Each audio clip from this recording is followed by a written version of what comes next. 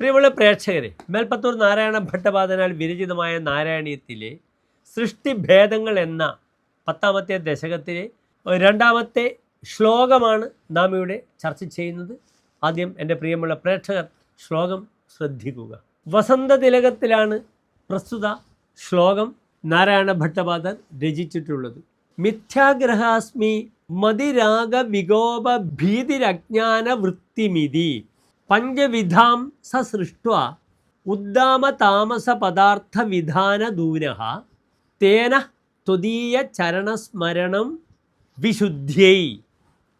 ഇനി പ്രസ്തുത ശ്ലോകത്തിൻ്റെ പദച്ഛേദം ശ്രദ്ധിക്കുക.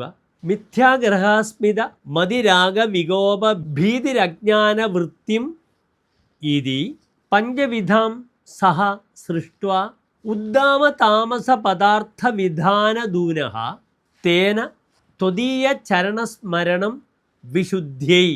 ഇനി പ്രസ്തുത ശ്ലോകത്തിൻ്റെ അന്വയം പ്രിയമുള്ള പ്രേക്ഷകർ ശ്രദ്ധിക്കുക. സഹ മിഥ്യാഗ്രഹാസ്മി മതിരാഗ വികോപ ഭീതി ഇത് പഞ്ചവിധാം അജ്ഞാനവൃത്തിം സൃഷ്ട്വ ഉദ്ദാമ താമസ പദാർത്ഥ വിധാനദൂനഃ വിശുദ്ധ്യൈ ത്വദീയ ചരണസ്മരണം തേന. ഇനി പ്രസ്തുത ശ്ലോകത്തിൻ്റെ സാരാംശം നാം ചർച്ച ചെയ്യുന്നു. പ്രിയമുള്ള പ്രേക്ഷകർ ശ്രദ്ധിക്കുക.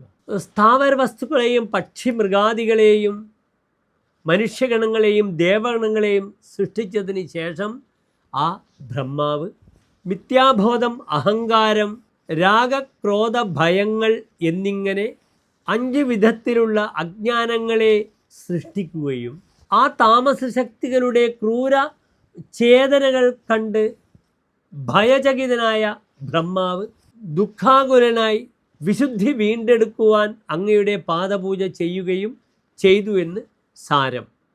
നമസ്തേ.